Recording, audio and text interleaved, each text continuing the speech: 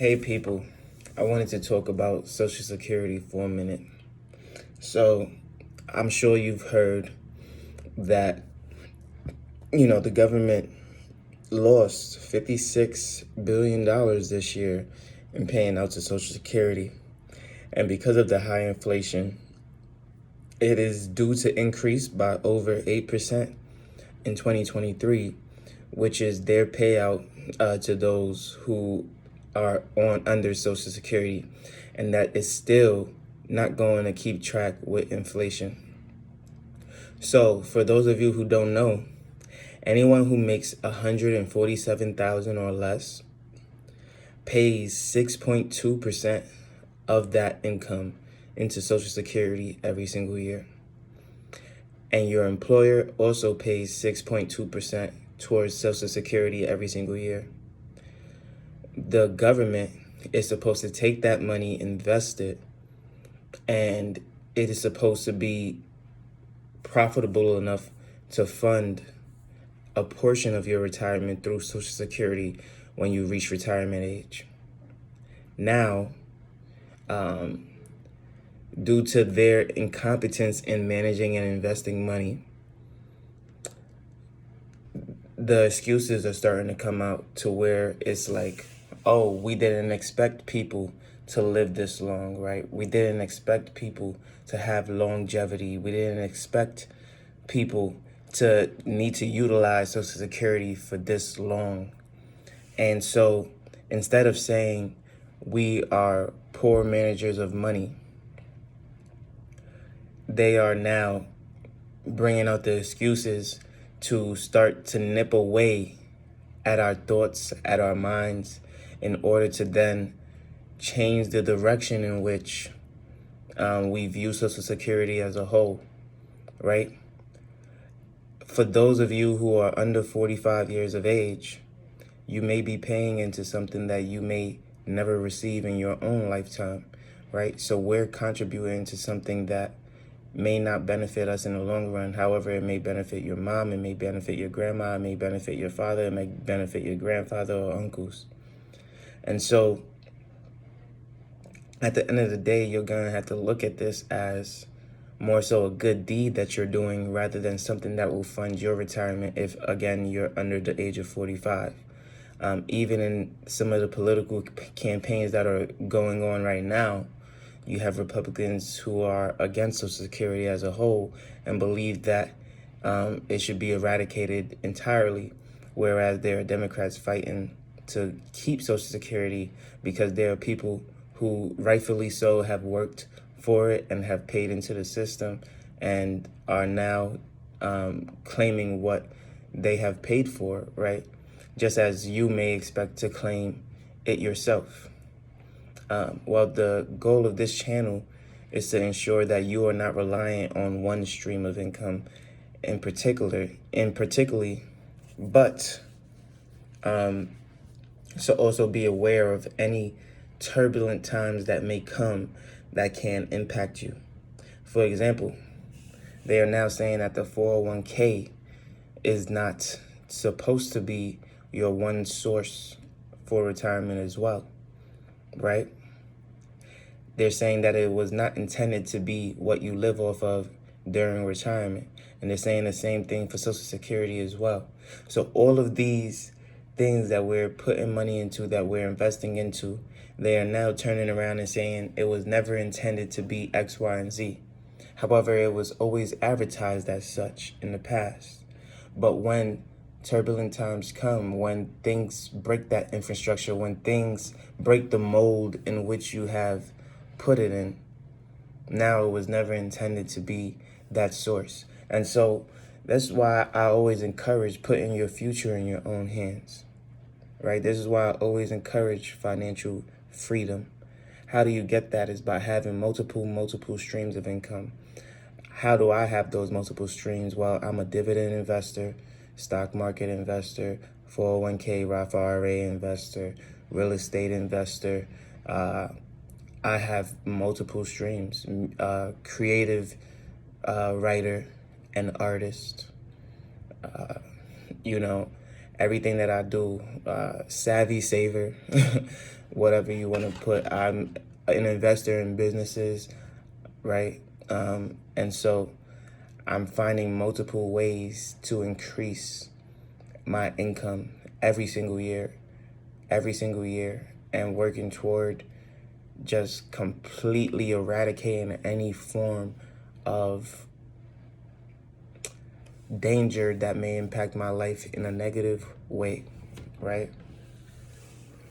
And so when we look at Social Security now, we have to ask ourselves, is this something that we can depend on? 401k, is that something we can depend on, right? At least your 401k, you paying into it, you know you're going to receive your money.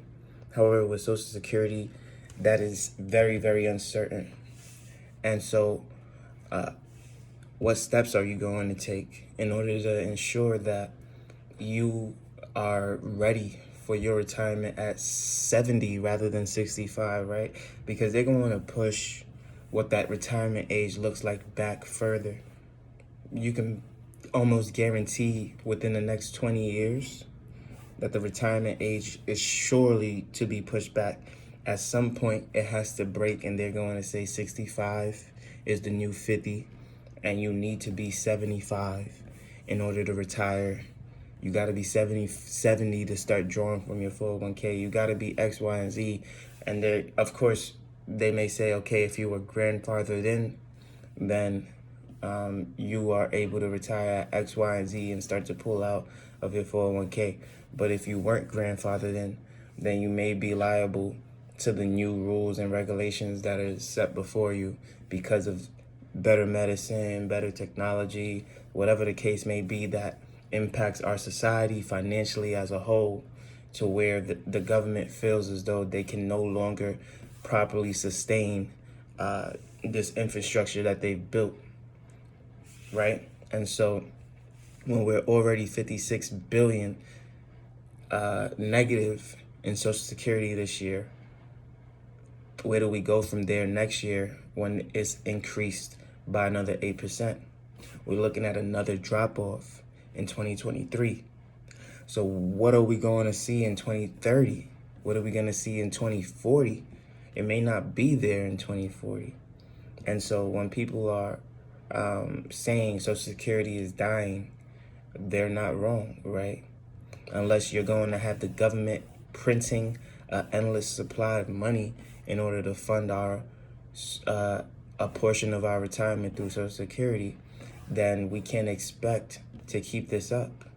We're going to have people who believe that the more money we pump into this, we're literally crippling our economy. And then we're going to have people who play on human emotions and say we need to support our elderly throughout retirement, especially those who have made poor decisions. And of course, if I was 50 or 60 years old paying into this thing and I'm expecting to receive it within the next 5 years, and then I don't receive it at all because they just decide to get rid of it completely, then, obviously I would feel more impacted than a 25-year-old who's only been paying in for about 6 or 7 or 8 years now into a system. And so, I'd rather them just say everybody who's 45 and older right now is going to have Social Security and everybody who's not won't, right? And if we pay into it for all those 45-year-olds, by the time we're 60 or so, that'll probably be the tail end of where Social Security is. And that's just my own belief system. Don't dangle a banana in front of our faces or orange or cake in front of our faces and say this is something that we're going to receive, and then in the long run we don't receive it, right? I'd rather be ahead of the curveball. And this is one way to always lower your expectations for others and do what you can for yourself. That's just how my character is. That's just who I am as a person. I can't allow myself to be beholden to one particular entity or individual, right? I had to put the power in my own hands and create the right financial freedom for myself, and that is not something that is reliant on someone else or something else, right? So I'm not reliant on the government for my financial freedom and for my financial independence. What will you do if Social Security is no longer an option?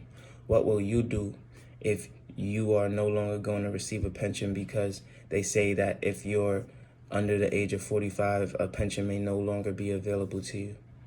What will you do when the government decides to either blow up the money supply by dumping money into these two entities or completely gutter it and say no more pension, no more Social Security? What will you do, right?